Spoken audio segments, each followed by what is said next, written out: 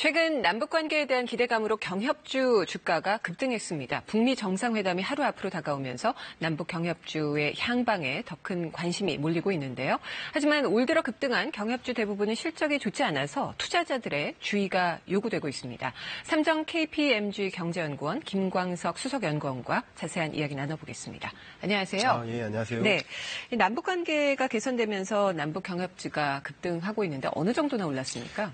경협주가 이제 작년 말 기준으로 했을 때 남북 경협주가 한 60 몇 가지 정도 이렇게 보통 얘기를 하는데 높게는 700%. 그러니까 700%면 1,000만 원 투자했으면 7천만 원이 된 거죠. 그렇죠. 높은 수준으로는 그렇게까지 급등하는 경향이 있습니다. 근데 중요한 것은 실제 실적 발표가 나거나 또 실제 어떤 매출액으로 연결되지 않은 그런 어떤 분위기 혹은 인기 이런 것에만 편승해서 묻지마 투자로 연결되는 경향성이 좀 굉장히 크기 때문에 네. 이 시간을 통해서 좀 그런 것들을 좀 짚어보고 어떤 것을 유의해야 되는지 그런 것들을 살펴보면 좀 도움이 될 것 같습니다. 네, 듣던 대로 아주 남북 경협주 투자하기가 뜨거운데 어떤 업종 또 어떤 관련 종목들이 올랐나요? 일단 대표적으로 인프라 업종이라고 보시면 될 것 같아요. 일단은 남북 간의 어떤 경제 협력이 있으려면 기본적으로 도로가 잘 정비가 돼야 되고요. 그렇죠. 그리고 물류가 잘 이송되려면 철도가 깔려야 되고요. 네. 그리고 전기가 잘 통용이 돼야겠죠. 그래서 전기. 그리고 에너지, 그 밖에 여러 가지 인프라, 물류 인프라, 이런 영역에 대한 경협주 비중이 굉장히 많고요. 기본적으로 건설과 철도라고 볼 수 있겠죠. 그런 업종들. 그리고 철도가 이제 수요가 많아진다 그러면 역시 철강 수요도 많아질 것이라고 보니까 철강 업종들.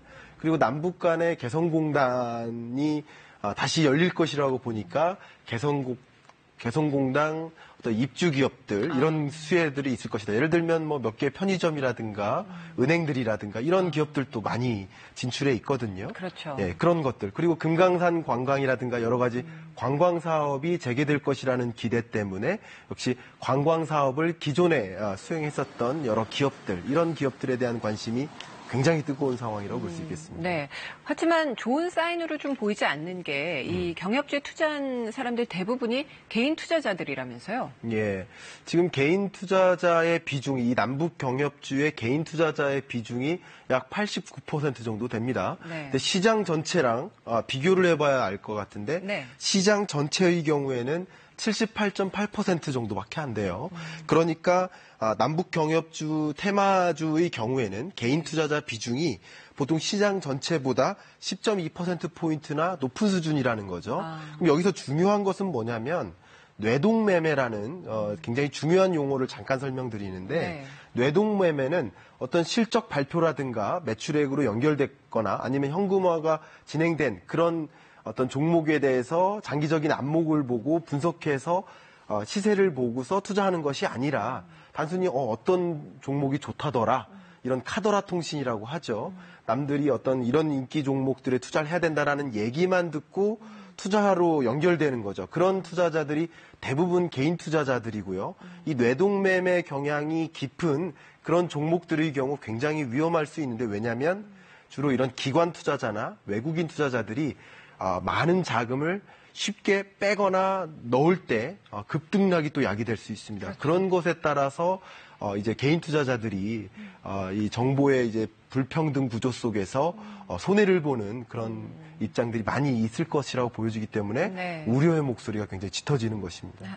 쉬운 말로 그냥 번개 치니까는 따라서 막 움직인다는 그런 얘기 아니겠어요? 예, 근데 예. 주가가 급등해서 이제 실적도 좋을 줄 알았더니 그건 또 아닌가 봐요. 예. 어느 정도입니까? 이 남북 경협주 기업 한 개당 시가총액이 약 2,700억 원 정도 됩니다. 그런데 전체 주식시장의 기업 한 개당 시가총액, 평균 시가총액이 약 8,900억 원 정도 됩니다. 그러니까 비교하면 30% 수준밖에 안 돼요. 근데 그거보다 더 중요한 것은 평균적인 영업이익이라든가 네. 아니면 당기순이익이 중요한데요. 평균적인 남북 경협주의 영업이익이 98억 원 정도밖에 안 됩니다.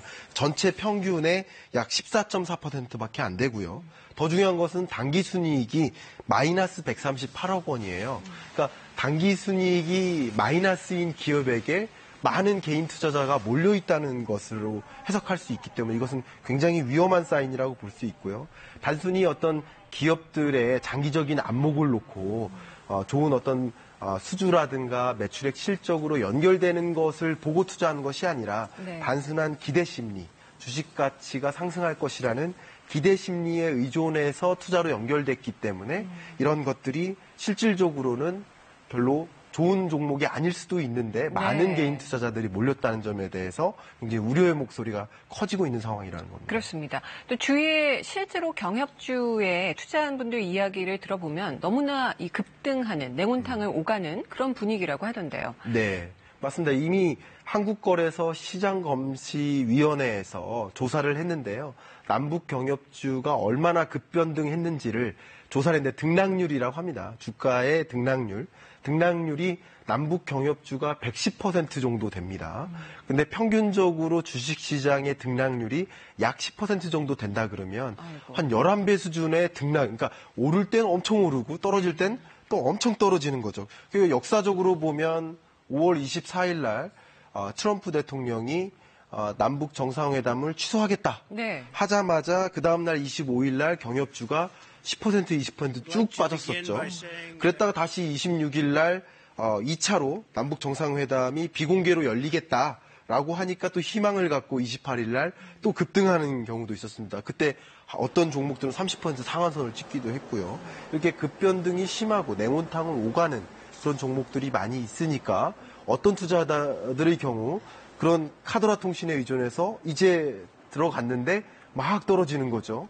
그런 것을 경험하는 개인 투자자들에게 많은 경고의 목소리를 내야 하는 그런 네. 상황이라고 볼 수 있죠. 이렇게 오락가락하고 있는 남북 경협주를 보면서 일각에서는 이 투자자들이 옥석을 가리고 있는 거다 이런 평도 있고 다른 한편에서는 이게 정말 전형적인 종국을 향해서 달려가는 테마주의 양상이다 이렇게 보기도 하는데 어떻게 보시는지요? 그 둘 다 해당됩니다. 정확히 말씀드리면 옥석이 가려지고 있는 상황이다라고도 할 수 있고요. 그리고 일반적인 테마주의 전형적인 형태라고 볼 수도 있어요. 이거 말고도 뭐 정치 테마주라든가 선거 테마주 여러 가지 종류의 테마주들이 있잖아요. 뭐 박근혜 전 대통령이 뭐 이란과 뭐 협상을 한다, 정상회담을 한다. 그럼 이란 테마주 이런 여러 테마주들은 옥석이 가려지는 과정에서 급락을 하는 그런 기업들이 있는데 예를 들면 이래요.